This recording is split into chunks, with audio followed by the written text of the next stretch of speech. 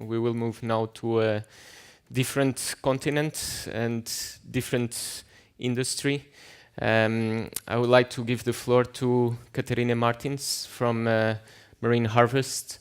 And Catarina will give us an overview on how sustainability is seen in the salmon industry and how is being used as a game changer for the industry. Catarina. Thank you.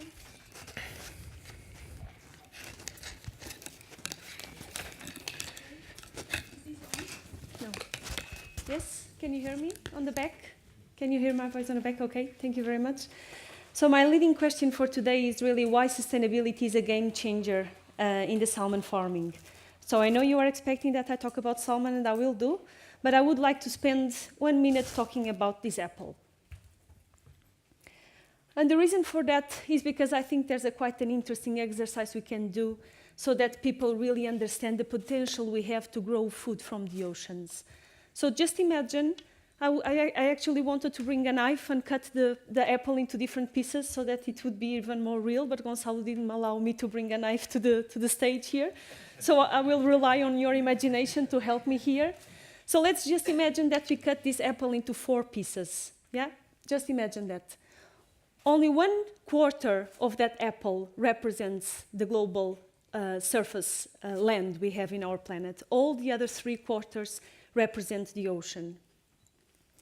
If we would further from that 1 single quarter, if we would still divide that into half of that part is unsuitable for humans to live or to grow any crops. And that represents, for instance, the polar areas, deserts, swamps, or very rocky surfaces. If we would further from that little piece, if we would still cut that into 4 pieces, then 3 of those pieces, they are too poor, or the land is actually being used already, for instance, for cities, for highways, so we cannot actually grow any food there.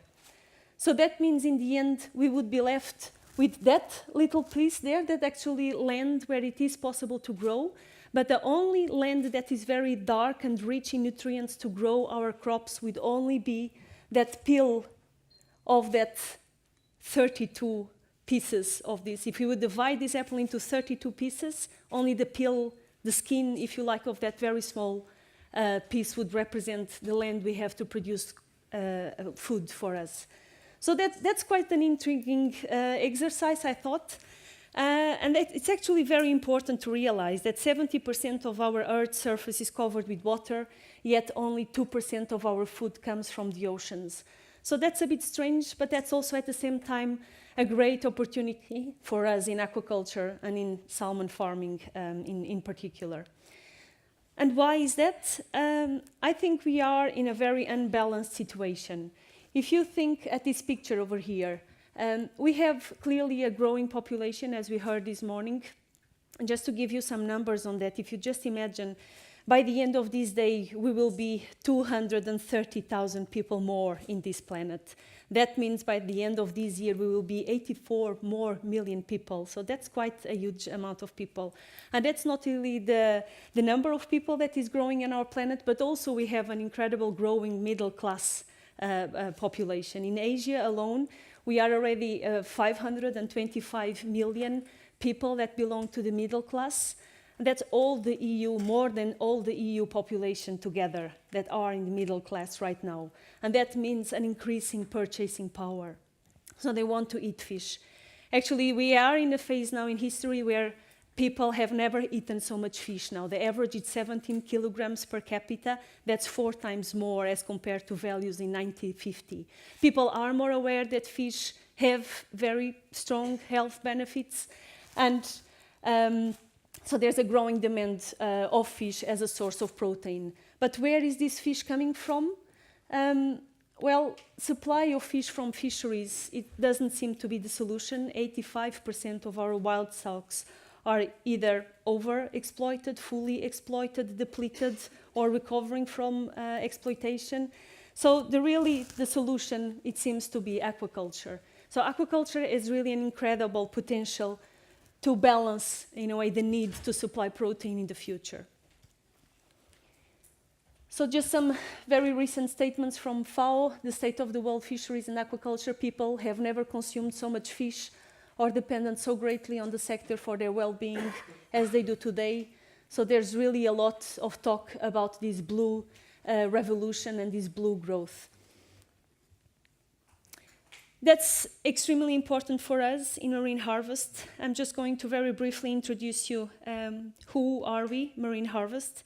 We produce salmon and we have a fully integrated supply chain, and that means then downstream integration and upstream integration is key for Marine Harvest, and that means that from producing our own feeds, also for controlling our broodstock, smolt production, grow out at the sea, but then also primary processing and secondary processing. So that's a huge opportunity for us to be able to control the whole supply chain, but of course with size it brings responsibility. So for us it's very important to think and to grow in a sustainable way. So just some key figures here. We are now close to 10,600 employees. We are present in 22 countries. We produce around 5 million portions of meal every day. We are spread across the world. We produce in 6 main countries. Our main producing country is Norway. We also produce in Chile, in Canada, British Columbia, and then also Scotland, the Faroes, and Ireland. These are also important countries for us to produce salmon. We also have processing activities in different countries and, of course, sales spread across the globe. So what is important for us? Marine Harvest has set a very bold vision, and that bold vision is leading the Blue Revolution. For us, it's very important that we are able in the future to provide protein. In our case, salmon is our main priority, to be able to provide good quality, safe quality, produced in an environmental way for the generations to come. That's for us what does it mean leading the Blue Revolution. And we do that by concentrating in 4 main principles. We have what we call our 4 Ps. Profit, of course. Money for a company is just like air for a human being, but a human cannot live longer without food or water. And that's the same for a company. Company needs money, but they also need to be socially responsible, and they also need to care about the environment. So leading the Blue Revolution and environmental responsibility are very strongly linked in the way we think in Marine Harvest. And why? It is clear that the planet is not the same planet as we had a few years ago, and that business as usual is not an option anymore.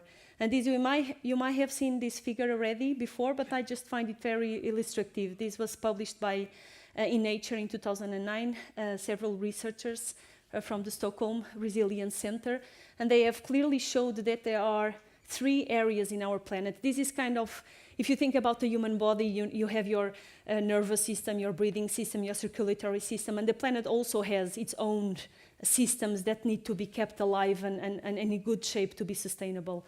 And what we see is that that's not the case in mainly 3 areas in our planet, and that's clearly climate change, biodiversity loss, and the nitrogen cycle. So salmon farming, we have been talking about challenges that the industry needs to face. And of course, in salmon farming, we are also faced with several challenges. Water discharge or water pollution, if you like, impact on benthic biodiversity, fish escapees, sea lice control, and use of marine ingredients. I will talk about each one of those. But what I want to focus as well is that nowadays, sometimes when we talk and with NGOs and with different stakeholders, for me it seems that the way that we are communicating is quite unbalanced, and there is quite a strong focus on these challenges that the industry is facing. And it is true that the industry has these problems, but it is dealing with those problems. And there is also a very positive side of the history that we as an industry and aquaculture generally has to be much better, in my opinion, to communicate these positive sides to the world, so that we might in a few years be able to discuss with the organ renders and say, no, we really think that fish will win this battle. And there's really positive news out there. If you think, for instance, if we all agree that climate change is one of the global problems we have, then there's a really positive story to tell, because from all the farming animals that we have, fish has really the lowest carbon footprint of all. If you see, for instance, salmon, it is 1.2 kilograms of CO2 equivalent per edible kilograms of product, as compared, for instance, with 2 in poultry, or 3 or 8, or even 8 in the case of, sorry, these are feed conversion ratios, so these are actually the carbon footprint data. So 30 would be for beef, and if you compare, for instance, this is 2.9 for salmon, and actually it is interesting to compare with the carbon footprint for wild salmon. This would be around 10 as compared to 3 of farmed salmon. So there's quite a good story there. I think in order to shift, in a way, this the way we communicate, it's very important that, of course, we do everything we can to minimize these problems in the industry. As I say, they're still there and we still have to find solutions for them. But it is very important that we really bring up the importance of environmental responsibility and also global sustainability initiatives. We have been talking about the need of working together, and I will be talking about an initiative that is quite unique among all farming industry, which is 70% of all salmon farming companies are coming together and working together to try to solve these problems. I would say that that's quite a powerful initiative that I would like to talk about more. So just to cover a little bit each one of these elements, this is what we call a materiality assessment. Sometimes people ask us, how do you decide what to focus on? There are so many issues. And you will see here on the top right, all these red dots are things that we consider material for marine harvest. And this is based on discussions with different stakeholders. You will have here what is important for marine harvest and what is important for our stakeholders. And then you see that almost maybe 30% of all of these relate with environmental related issues. So escape prevention, sustainable feed, lice management, R&D, of course, medicine use. These are all important elements that we discuss quite in detail in our planet section of our annual report, which is available for everyone to read. So what I would like to do now quickly is just to go through each one of these elements that are material and that are significant from an environmental point of view. And the first one is climate change. We have talked already why it is important. This is actually how we are performing. This is kilograms of CO2 per ton produced.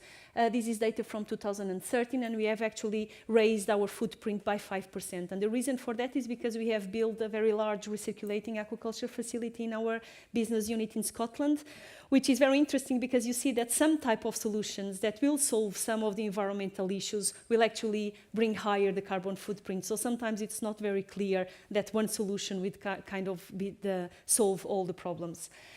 What are we doing? Several things. We try to improve our energy use and monitoring. We report to the Carbon Disclosure Project. This is the largest database of disclosing carbon data for corporations, and we are doing that for several years. I will talk about in a moment, about this abbreviation here, ASE. But then we also have several R&D projects that try to save energy.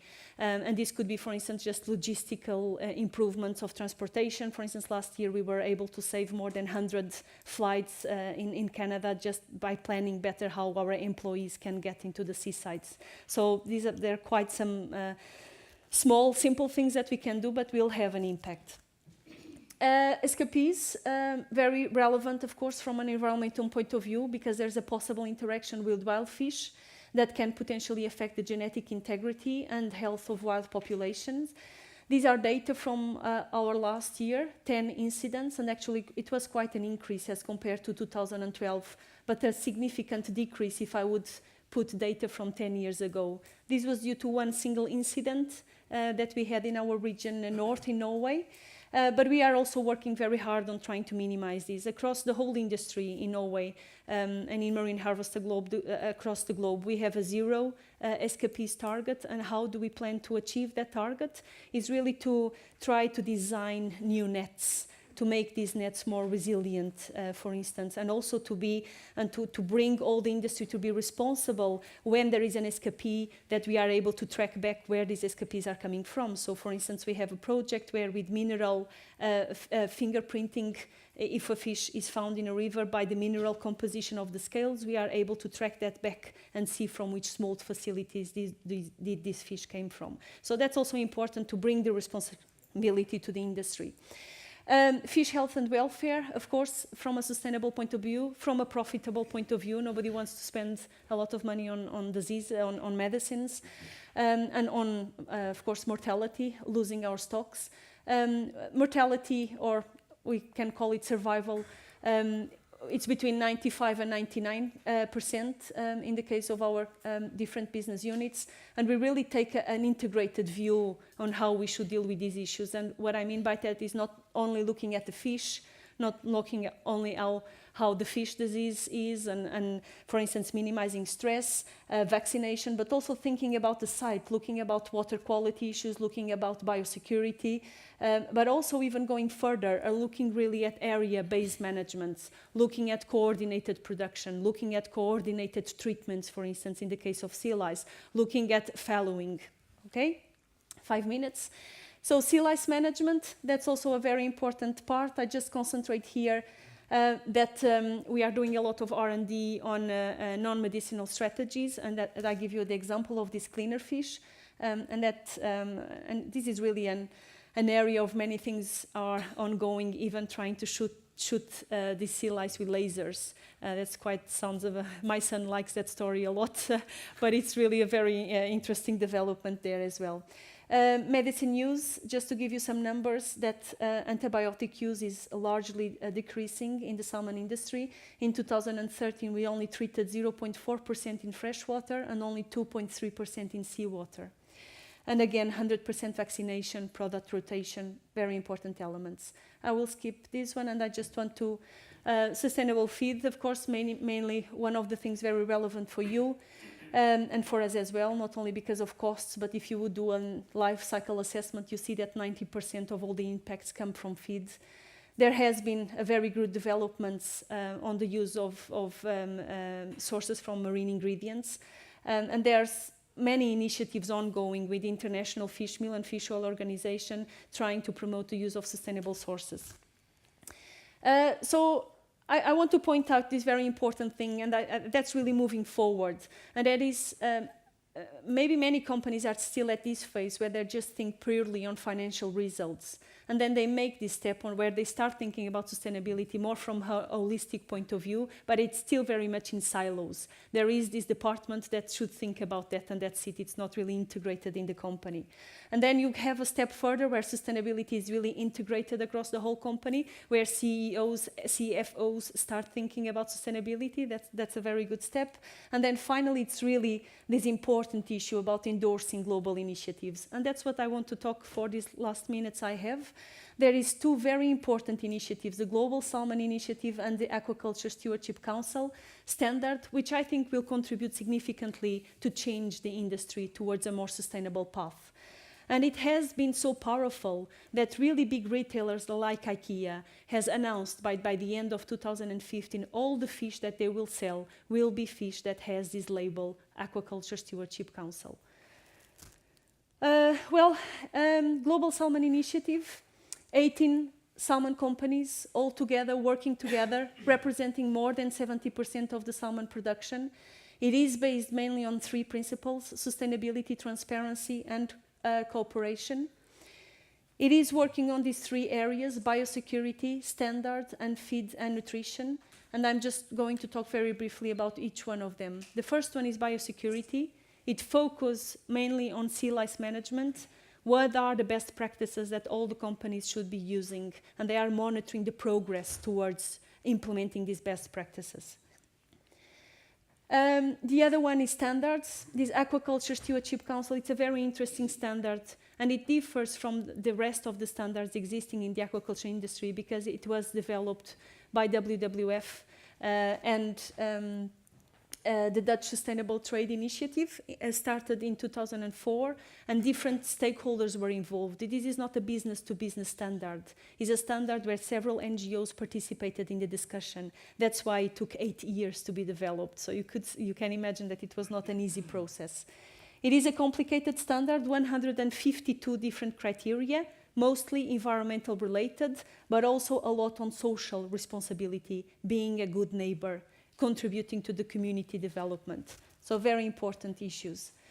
Feed and nutrition focus are on omega-3, monitoring research on EPA and DHA levels, also working on consumer perception, increasing the availability of byproducts. There we work together with FAO and IFO, and also addressing possible alternative sources for fish oil, like algae or products coming from fermentation.